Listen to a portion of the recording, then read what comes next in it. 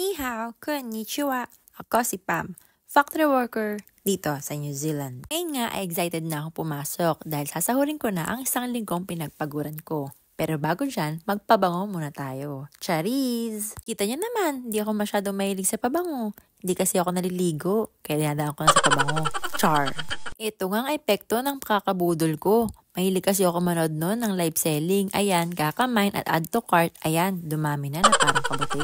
Syempre, inayos ko na rin ang aking babaunin. Fried chicken lang at kanin. At syempre, hindi mawawala ang aking homemade gravy. Mayroon din akong baon na spicy bangus belly from the Philippines. Samahan pa na malamig na coke, itong titira kong Cheetos, ayan pang ebidensya, may sipit pa o, diba? Lagi talaga ako may baon everyday. Since 30 minutes nga lang ang break namin, okay na rin to kaysa pumila pa ako ng pagkahaba sa cafeteria. At sa chichirya, may baon pa akong cookies para mamayang second break. Takot magutom yarn. Tignan nyo naman, pati ID ko, may nakasingit pang max na candy. O, diba? Syempre, hindi mawawala ang aking AirPods. Mahilig din kasi ako manood kapag break time. Syempre, dito rin sa bag ko, nakalagay ang aking hand sanitizer. At ngayon nga ay Disney Princess na naman ang person dahil maulan din kasi kaya ihatid ako ng driver ko, Char. At meron nga nagtatanong sa akin kung magkano ba daw ang sinasahod ko kapag may overtime. Kaya naman, i-flex na yarn. Meron nga akong ginawang vlog noon sa mga bansang napagtrabahuhan ko na bilang factory worker. Nasa pin post ko ito, panoorin nyo lang dito kasi mas detail. Pero dahil nga nasa New Zealand tayo, nagtatrabaho bilang factory worker, nasabi ko na sa last vlog ko na 33,000 pesos ang sahod ko dito kapag walang overtime. Monday to Friday ang pasok namin at kapag rest day otin naman ay Saturday and Sunday. Gaang ang trabaho dito dahil pagawa nito ng medical device. Kaya pwede kang nakaupo or nakatayo depende sa process mo. Lahat nga na babanggitin ko ay based sa aking experience as a factory worker dahil ang lahat ay case-to-case basis. Convert ko na rin to sa Philippine peso which is 35 dahil ito ang current exchange rate ngayon ng New Zealand dollar sa ating Philippine peso. Ang 5 araw na pasok ko ay pumapatak na 41,475 sa peso. At meron nga akong pinasok na 24 hours overtime kaya ito ay pumatak ng 40,880.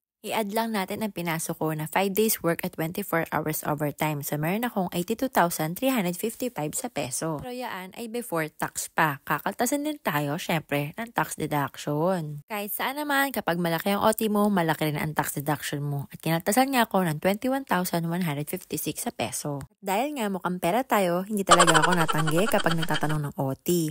Yes kung yes, dahil trabaho naman talaga ang pinunta natin sa ibang bansa. So magkano nga ang sahod ko kapag mayroon akong kompletong overtime? 61,198 ang sinasahod ko kapag may OT weekly. Yes guys, weekly ang sahuran dito at yan ay sahod ko na ng linis na. Ibig sabihin, tanggal na ang tax deduction. Dahil nga panay ang overtime namin ngayon, ito ang sinasahod ko sa loob ng isang buwan as ordinaryong factory worker dito sa New Zealand. Kung magkano naman daw ang linis ko, syempre depende na sa budget namin mag-asawa. Mayroon akong ginawang vlog na aming monthly expenses, family of 4 living in New Zealand. Gaya nga ng palagi kong sinasabi, kaya malaki o maliit ang sinasahod mo, basta marunong ka maipon, may future ka. God bless everyone. Bye!